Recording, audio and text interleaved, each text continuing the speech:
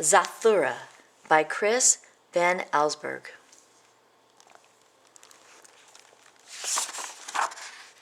Zathura, a space adventure.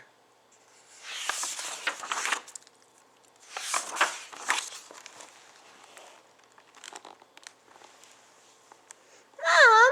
Danny Budwick yelled. "Mom!"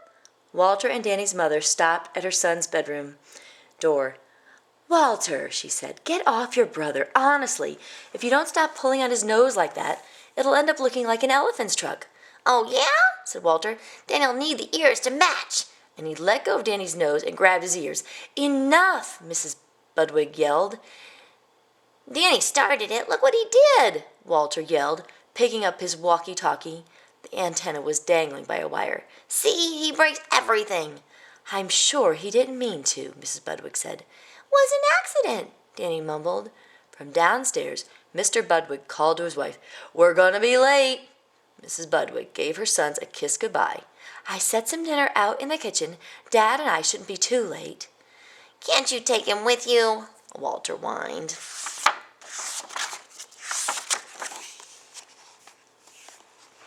After their parents left, Walter sat down in front of the television. "Can me and you go out and play catch together?" Danny asked. "It's you and I," said Walter, "not me and you, and the answer is no." Danny really wanted to play. He threw his hat, but Walter just ignored him. Then he tossed him a baseball and beamed him on the head. Walter jumped up. "All right, you little fungus. Now you're really gonna get it." Danny bolted out the door, down the hall, out the front door, with Walter close behind. They ran into the park across the street, but Danny couldn't outrun his brother. Walter tackled him.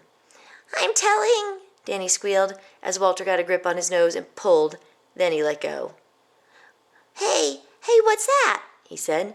Right next to the boys was a long, thin box resting against a tree. Walter got off his brother and picked it up. "Aw, it's just some dumb old game. Here," he said, poking Danny in the stomach with the box. "It's for babies like you." And he trotted off as Danny read the words on the box. Jumanji, a jungle adventure. Danny stuck the game under his arm and ran home after his brother. Back inside, Danny looked at the box. It was covered with pictures of jungle animals. He took out dice, some tokens, and a very plain game board. Walter was right. It was a babyish game and probably boring too. Danny started to put it away, but discovered, jammed tightly into the bottom of the box, another board. He banged the box on the floor and out it popped. The board was more interesting. It showed flying saucers, rockets, and planets in outer space, with a path of colored squares leading from Earth to a purple planet called Zathura and back to Earth. Danny put a token on Earth, then rolled the dice. After he moved along the path, something surprising happened. A buzzing sound came from the board, and with a click, a small green card popped out of the edge right in front of him. He picked it up and read, "Meteor shower. Take evasive action." "Hey, Walter," Danny started to say. "What does evade—" when he was interrupted by a noisy rat-tat-tat-tat sound coming from the roof. Walter looked up from the television. "Holy smokes," he said. "Must be a hailstorm." "It's not hail," shouted Danny, holding up the card. "It's meteors." The noise grew louder, like 1,000 golf balls bouncing off the roof. The room got so dark. Walter turned on the lights. Then kaboom! A rock the size of a refrigerator fell through the ceiling and crushed the television. "See," Danny said. "I told you, meteors." Walter stared at the hole in the ceiling. "Okay," he agreed. "Meteors. But how'd it get so dark so fast?" Through the hole he could see what was left of his parents' bedroom, and beyond that, a black, star-filled sky. "It looks like night up there." "It's not night," said Danny. "It's outer space." "What are you talking about? Geez, outer space," Walter muttered as he went to the front door. "We just lost track of time. It's night, that's all."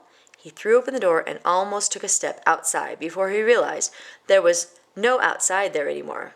At least not the one he expected. "See," said Danny, "outer space." And he led Walter back to the living room and showed him the Zathura game board and the card. Walter sat with his head in his hands, gazing at the path of colored squares that wound around the board and ended back at Earth. "Looks like," said Danny, "we keep on playing, or we're up here forever." "Great," said Walter. "Up here with you forever." He took a deep breath, put a token on Earth, then rolled the dice and moved along the path. The board started buzzing, and a click! A card popped out. He studied it silently, then tossed the card on the board. Danny leaned forward and read, "The polarity on your gravity belt is reversed. I wonder what that means." He looked up, but Walter was gone.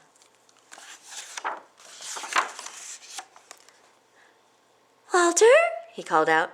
"Up here," answered Walter, and Danny looked up and saw his brother pressed against the ceiling.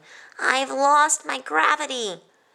"That's not all you're going to lose," Danny said nervously, because he could see that Walter was being pulled slowly towards the hole in the ceiling and a lonely trip in outer space. Walter realized it too and started clawing at the ceiling, but he couldn't keep himself from moving closer and closer to the hole. Danny looked around. Lying next to the meteor was the cord from the shattered television. He tossed it to Walter, who knotted it tightly to his belt. Danny grabbed the end of the cord and tied his brother to the sofa. Danny rolled the dice and moved his token along the path. Click! Out popped another card. "Your gyroscope is malfunctioning." Suddenly the house tilted.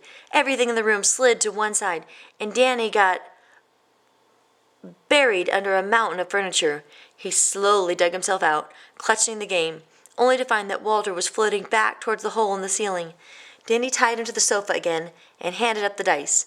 Walter rolled and got his gravity back, dropping to the floor with a thud. Danny moved his piece and handed him a card. "Your robot is defective," Walter read. From the hallway came the sound of rattling metal and a steady clank, clank, clank. The boys stared at the doorway as the shiny silver robot stepped into view. He was having trouble walking on the tilted floor. His head rotated back and forth and seemed to freeze on Walter.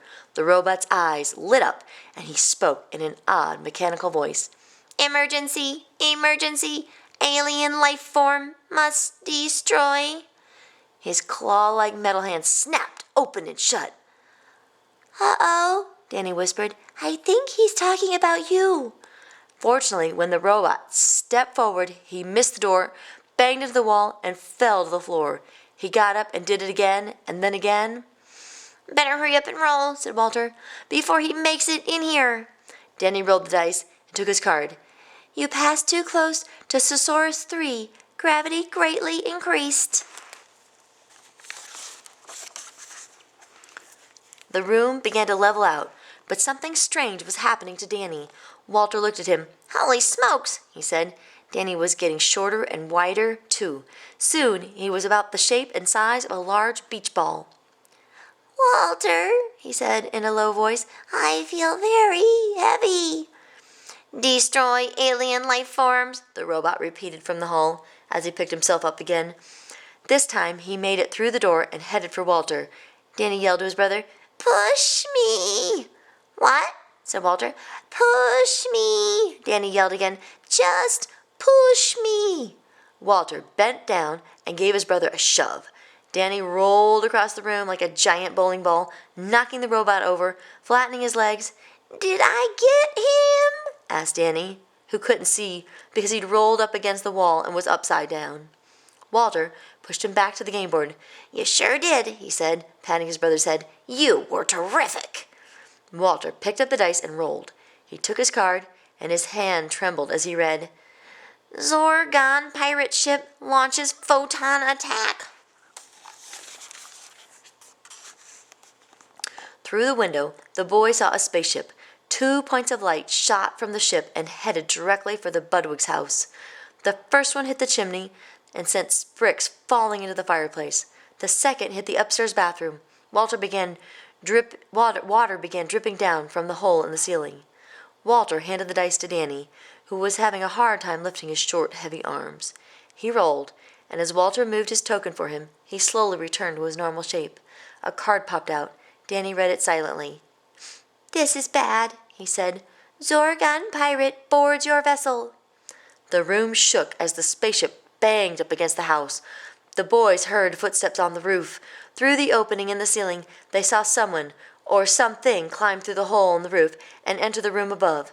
Danny and Walter moved to the hallway, standing behind the flattened robot. They held each other, too terrified to move.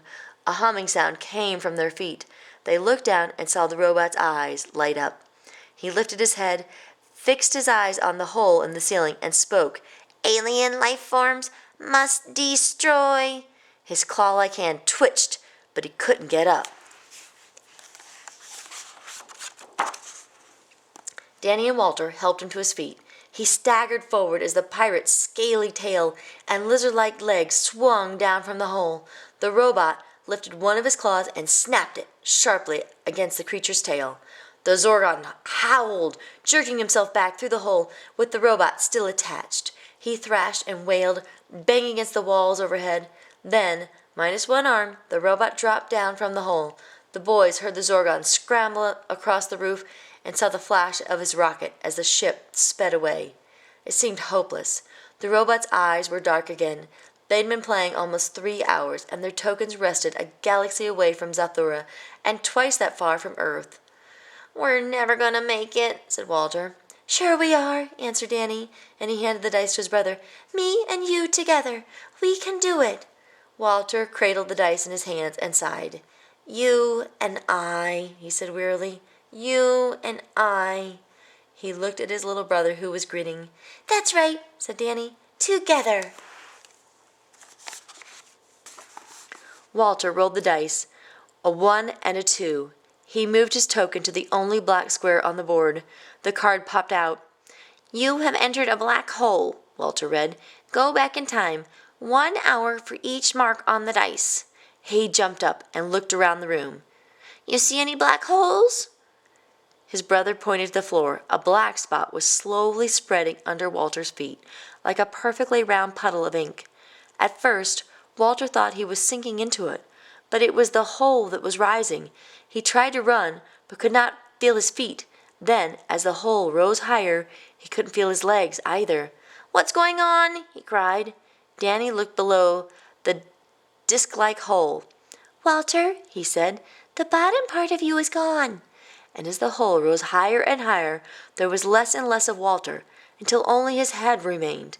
Danny tried to pull on the hole to save what was left of his brother, but his hands passed through the blackness as if it was made of smoke. His chin dropped to his chest, and he began to sob. "Danny," Walter said softly. Danny looked up at his brother's floating head. "Danny," he began, "I never told you this, but I—" And that was all he got to say, because the hole kept rising, past his mouth, his nose, and finally right over the top of his head. Walter was completely swallowed up, floating in empty darkness. He closed his eyes, and as he began to spin, plunged head over heels through the pitch-black space. Then thud! He landed hard on his knees. There was something in his arms, something wriggling around. He opened his eyes and found himself back in the park by his house. He had an arm wrapped tightly around Danny's neck and a hand gripping the boy's nose. "I'm telling!" Danny squealed. Walter let go and fell back on the grass. He was dizzy, very dizzy. Danny jumped up and started to run, but stopped. "Hey!" he said. "What's that?" And he went to the tree and picked up a box resting on the trunk. He held the box out to Walter. "Look," he said. "It's some kind of game." Walter grabbed it. "Hey, give it back," said Danny. His big brother got to his feet. "You don't want to play this," he said. "Trust me, I tried it once." And he went over to a trash can and jammed the box deep inside. "Come on," he said. "I've got a better idea. Let's go play catch." Danny smiled. "You mean together? Me and you?" Walter put his arm around his brother. "Yeah, that's right," he said. "Me and you together." The end.